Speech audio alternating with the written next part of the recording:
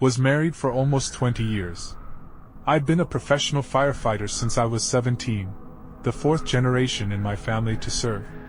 Over the years I rose to battalion chief, but eventually stepped back to rescue captain, where my real passion was. One Christmas Eve, we got a call for a structure fire in an apartment building. 18 people were unaccounted for. During the search, I rescued a young couple, but as I was changing my air bottle, the woman started screaming, "My baby! My baby!" I ran back inside and found her infant. As I carried the baby out, something exploded. A large splinter of wood struck my back, piercing near my heart. I still managed to reach the medics and hand the baby over before collapsing. On the flight to the trauma center, I flatlined twice. Surgeons saved my life, but I spent 30 days in the hospital. When my crew called my wife, she said she wasn't coming, that I was probably just trying to get attention. When I was finally released, she refused to pick me up. One of my crew members drove me home. Her van was in the driveway, but when we went inside, I found her in our bed, with 3 men. That image broke me more than any injury ever could. She'd always refused certain things in our marriage, saying I was too big, or she wasn't into that.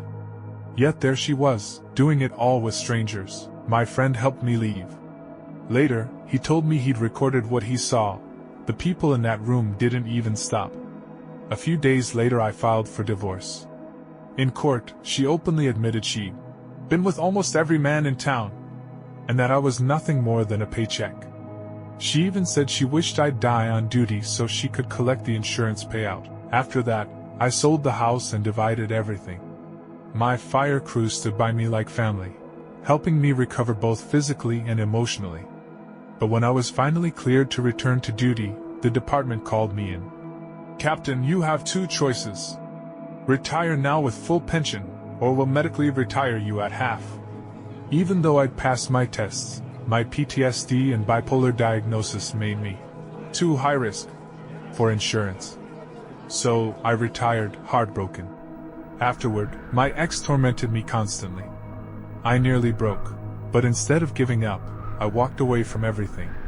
I moved into an RV, started volunteering with animal rescue, and focused on healing. I swore off relationships, until, by chance, I met someone through an online game.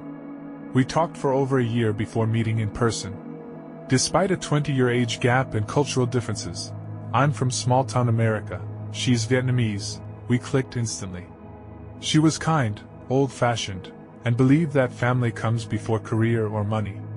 Ironically, I'd lost my father in the Vietnam War, and now, here I was, married to a Vietnamese woman, expecting our first child in 2021.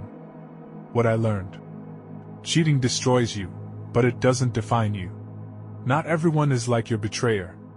Healing takes time, but it's possible. Find purpose again, even in small things. Take care of yourself. And above all, never let despair win. Suicide is never an answer. Life and love can begin again, sometimes stronger than ever before.